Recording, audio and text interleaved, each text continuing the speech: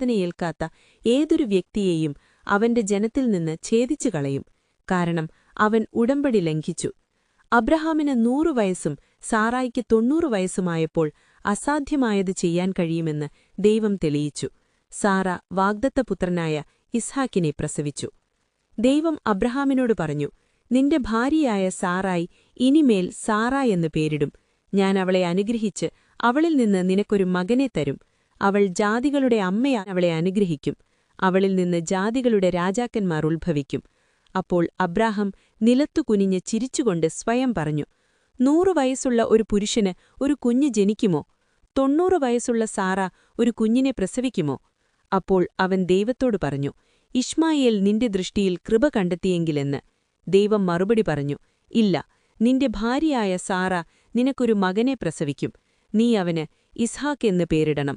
ഞാൻ അവനോടും അവന്റെ ശേഷം അവന്റെ സന്തതികളോടും ഒരു നിത്യനിയമം സ്ഥാപിക്കും. നീ ഇശ്മായേലിനെക്കുറിച്ച് പറഞ്ഞ കാര്യങ്ങൾ ഞാൻ കേട്ടു. ഞാൻ അവനെ അനുഗ്രഹിച്ച് അവനെ സന്താനപുഷ്ടിയുള്ളവനാക്കി വർദ്ധിപ്പിക്കും. അവൻ 12 പ്രഭുക്കന്മാരുടെ പിതാവാകും. അവനിൽ നിന്ന് ഒരു വലിയ ജനതയെ ഉണ്ടാക്കും.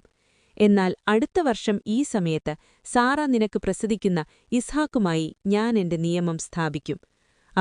അബ്രഹാമിനോട് സംസാരിച്ചു തീർന്നപ്പോൾ ദൈവം അവനെ വിട്ടുപോയി. ആ ദിവസം തന്നെ ദൈവം തന്നോട് കൽപ്പിച്ചതുപോലെ അബ്രാഹാം ചെയ്തു.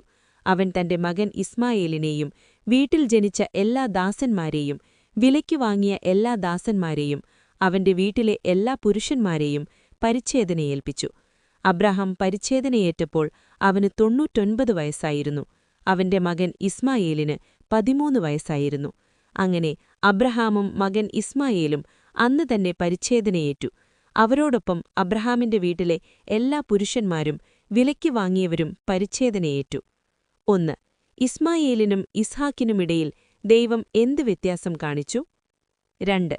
ഇന്ന് നമുക്ക് ദൈവത്തിന്റെ 7 വാഗ്ദാനങ്ങളാണുള്ളത്.